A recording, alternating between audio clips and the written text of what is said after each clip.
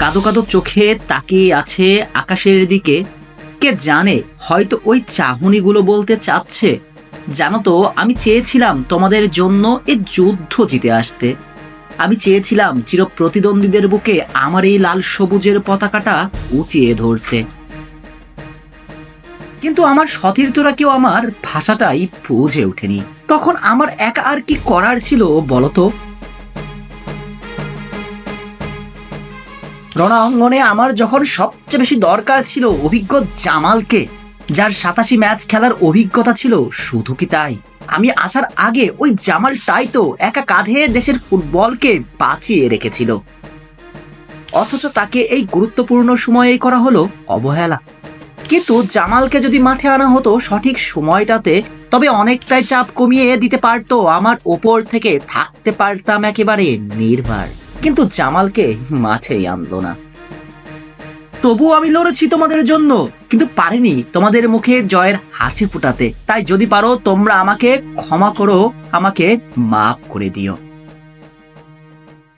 না হামজা, না। আপনি কেন মাপ চাইবেন? কারণ আপনি তো শিকড়ের টানে দেশের মায়াতে ৭ সমুদ্র ১৩ নদী পাড়ি দিয়ে এদেশের জীর্ণ শীর্ণ হয়ে পড়া ফুটবলকে আলো দেখাতে এসেছেন।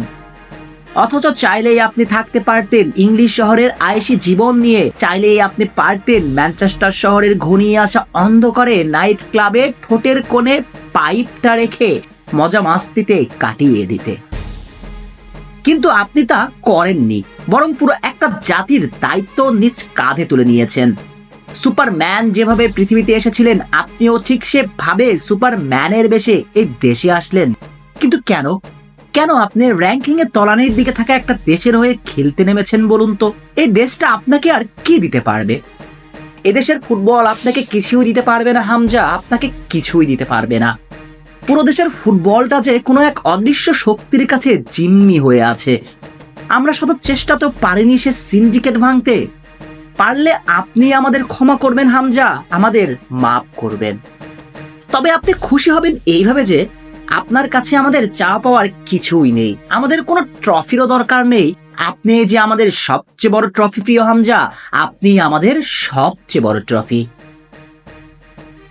শেখ শ্রাবণ, অনিক, টিম স্পোর্টস।